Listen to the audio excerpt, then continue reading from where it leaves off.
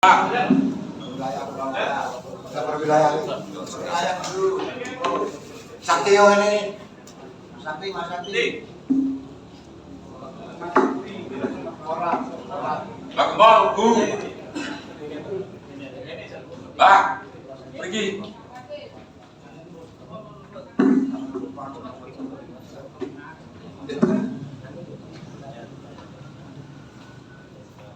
Ini, Pak.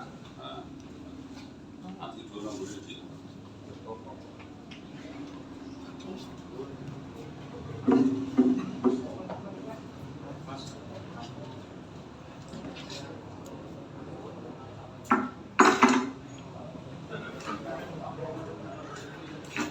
Cek lo.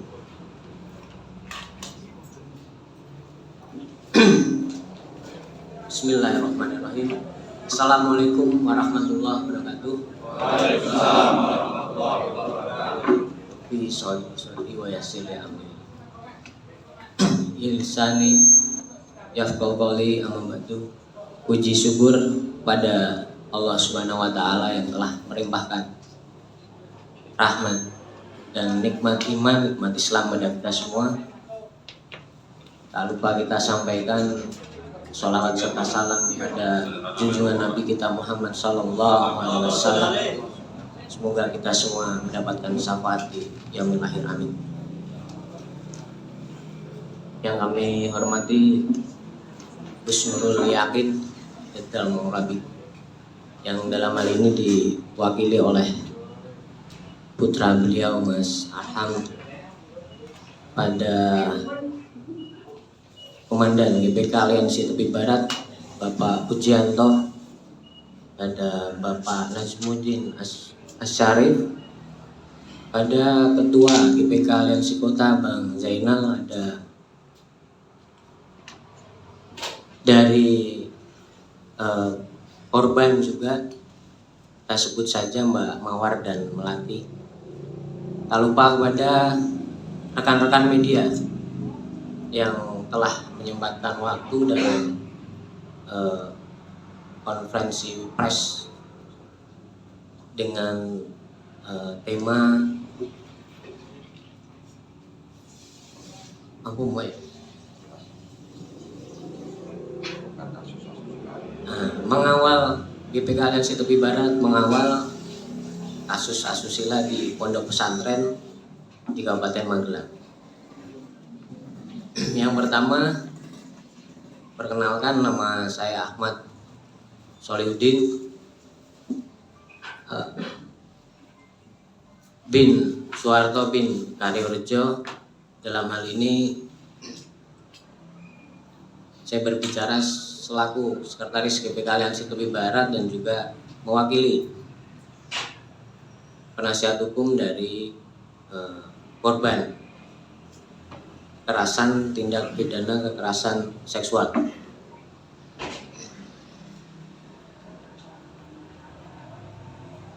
Mungkin untuk selanjutnya segala pemaparan dan informasi yang akan disampaikan oleh Komandan GPK Aliansi Tepi Barat, kami persilahkan pada Bapak Pujianto. Assalamualaikum warahmatullahi wabarakatuh. Alhamdulillah pada siang hari ini kita bisa bertatap muka di ruangan ini, dan saya sangat bersyukur kepada panjenengan semua dengan awak media yang sudah berkenan hadir dalam rangka mengawal kasus asusila yang telah terjadi di salah satu pondok pesantren di Temburan. Izinkan perkenalkan, saya nama Pujianto bin Warsono bin Joyo Pawiro. Saya selaku Komandan Gerakan Pemuda Ka'bah Aliansi Barat. Di sini saya ingin menguraikan beberapa hal yang selama ini menjadi sebuah kasus yang kasus tersebut menurut pandangan kami itu adalah kebiadaban yang dilakukan oleh salah satu pondok pesantren ataupun pengasuh pemilik pondok pesantren, yaitu Irsadul Muntadin yang beralamat di Kecamatan Temburan.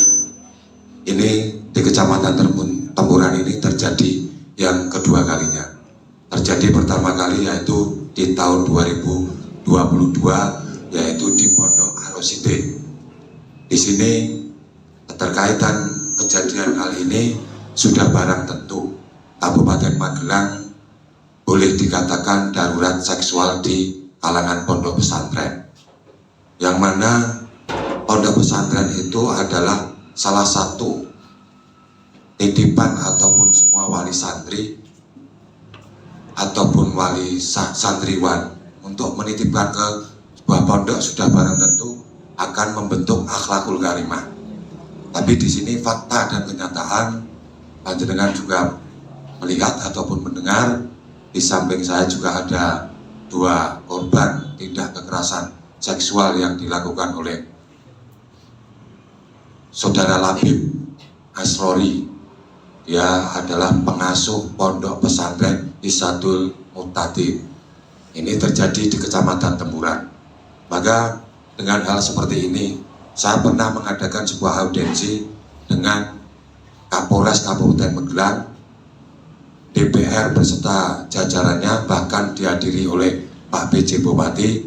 Maka kami sangat mengharapkan peran serta dari komponen pemerintahan agar ini terjadi yang terakhir kali di Kabupaten Magelang, khususnya di seluruh komponen warga negara Republik Indonesia pada umumnya.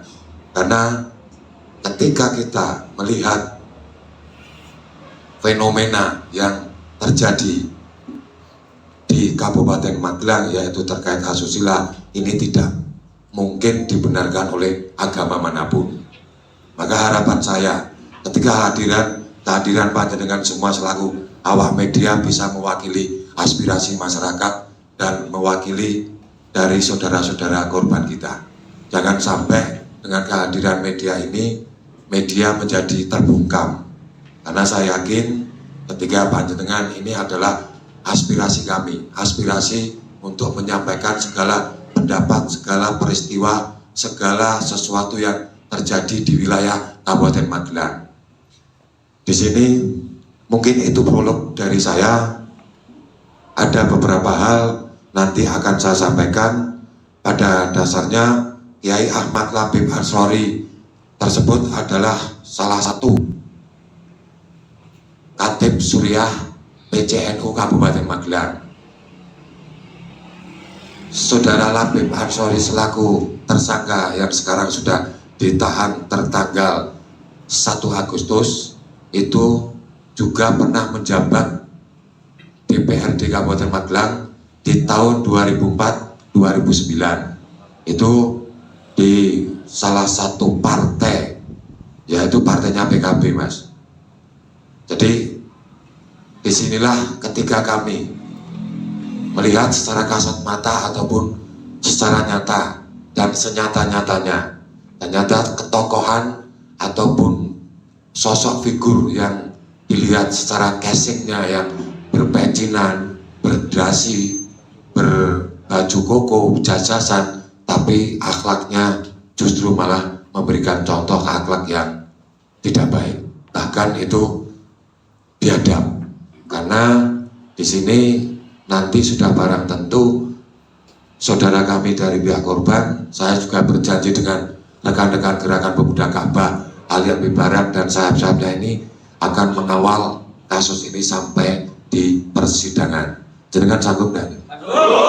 Alhamdulillah. Inilah salah satu bentuk komitmen kami. Karena banyaknya figur-figur kiai di Kabupaten Magelang sering mengatakan amar ma'ruf nahi mungkar. Tapi kami dari rekan-rekan gerakan pemuda Ka'bah Habib Barak sering kali mendapatkan tekanan, telepon dari berbagai macam untuk tidak mengawal kasus ini. Bahkan kita juga melihat ketika para kiai mengajak amar ma'ruf nahi mungkar, tapi toh nyatanya di sini ketika melihat kemungkaran berusaha menutupi, berusaha menyembunyikan kasus-kasus tersebut. Dan disinilah merasa keprihatinan kami selaku warga Kabupaten Magelang.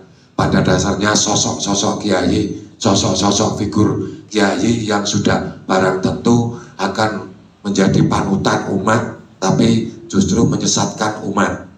Nah, mohon itu prolog dari saya. Mungkin nanti akan saya sambung kembali Saya akhiri, wassalamualaikum warahmatullahi wabarakatuh.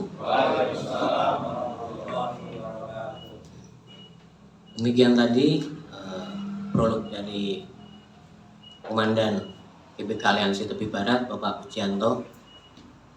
Mungkin dari pihak korban ada yang akan disampaikan, teman-teman dari media, Mbak Mawar, Mbak Melati, kita di pemaparan atau informasi yang telah disampaikan oleh korban-korban kekerasan seksual yang ada di lingkungan pondok pesantren. Kami GBK Aliansi Tepi Barat dalam hal ini menyampaikan duka yang sedalam-dalamnya pada korban yang berada di lingkungan pondok pesantren yang mungkin sampai saat ini masih diam karena tidak beraninya mereka mengungkapkan apa yang sebenarnya terjadi. Kami juga menyampaikan prihatinan kami kepada keluarga-keluarga korban agar bisa menerima ini dan semoga kami bisa mengawal kasus tersebut sampai putusan di pengadilan. Kami GBK Aliansi Tepi Barat mengundang rekan-rekan media dalam hal ini tentunya bukan karena kami membenci pondok pesantren, tapi dalam hal ini kami menginginkan rekan-rekan media menyebarkan berita ini seluas-luasnya. Agar apa? Agar orang tua korban lebih selektif untuk memilih atau memasukkan putra-putrinya ke pondok pesantren. Rekan-rekan media bisa melihat sendiri tadi pemaparan dari korban bahwa begitu kejinya seorang pengurus pondok pesantren yang telah dititipi anak dari orang tua yang ingin anaknya tersebut mempunyai ilmu yang bermanfaat tapi justru dirusak. Sedikit tadi mungkin belum disampaikan dari korban, karena saya di sini juga selaku mewakili penasihat hukum dari korban tersebut. Yang dalam hal ini juga dengan rekan kami Mas Gunawan. Kebiadaban ini lebih menyakitkan kami lagi itu karena dilakukan pada bulan puasa. Jadi modus dari tersangka ini itu dia meminta membuatkan kopi lalu minta diantar ke kamar salah satu santri dan disitulah tersangka melakukan perbuatan tersebut. Jadi ketika setelah sholat tarawih para santri dan santriwati itu melakukan tadarus, ada salah satu korban di sini yang dipanggil untuk membuatkan kopi. Itu lagi tadarus, jadi harus ditekankan itu. Mungkin sedikit itu informasi yang kami dapatkan dari korban. Mas Gun mau menambahkan? Assalamualaikum warahmatullahi wabarakatuh. Perkenalkan, saya Gunawan Setia Pribadi bin Suyanto bin Sumoikram. Saya di sini juga salah satu mewakili kuasa hukum dari korban. Selain Mas Ahmad Solahuddin, juga dari LBH Bumi, termasuk dari sahabat perempuan. Pada dasarnya tadi sudah disampaikan komandan kami, Bapak Yanto Bedok. Kita akan mengawal proses hukum tersebut sampai dengan inkrah. Karena di mata hukum kita juga diatur di dalam Undang-Undang Dasar Pasal 27 ayat 1 Undang-Undang Dasar 1945. Segala warga negara sama kedudukannya di mata hukum dan pemerintahan. dan wajib menjunjung hukum tersebut tanpa adanya pengecualian maupun dari asas equality before the law. Jadi kita tidak harus pandang bulu entah dia mau kiai ataupun apapun adalah sama. Sedangkan dia kiai, di pasal yang diterapkan terhadap pelaku itu adalah tambahan 1/3 daripada orang pada umumnya, karena dia adalah sebagai pengasuh, sebagai guru di pesantren tersebut. Mungkin itu saja dari saya. Kita pada dasarnya kita akan kawal sampai dengan putusan inkrah. Wabillahi taufiq wal hidayah. Wassalamualaikum warahmatullahi wabarakatuh. Demikian tadi dari Mas Gunawan selaku rekan dan tim advokat dari korban kekerasan seksual. Mungkin nanti akan kita adakan sesi pertanyaan pada teman-teman wartawan, namun sebelumnya mungkin akan ditambahkan lagi sebagai penutup dari Bapak Pujianto. Silakan. Saya menambahkan, mengacu dan mengutip apa yang disampaikan Pak Melati tadi ketika ada statement dari pihak korban selaku dosen, itu adalah di dosen STIA Subhanul Waton, yang mana itu di wilayah Temburan ya Pak. Terkait hal itu, tersangka ini juga menjadi pendiri Kopdam, yaitu Jamaah Antar Lintas Beragama Kopdariyah. Nah, di sini tersangka ini juga seringkali diundang di acara-acara di luar agama Muslim, dan itu pun akan menjadi sebuah nota hitam bagi orang-orang Muslim. Ternyata yang disebut seorang kiai, seorang ustadz, tapi kelakuannya, kebiadabannya melebihi binatang. Maka harapan saya kepada tadi yang disampaikan saudara-saudara korban, kami Gerakan Pemuda Ka'bah Aliansi Barat akan mengawal kasus ini sampai di persidangan dan sampai tuntas dan sesuai tuntutan. Karena tadi sudah disebutkan, kami memang sama di mata hukum, tapi jangan sampai ketika penegakan hukum itu berbeda karena status sosial.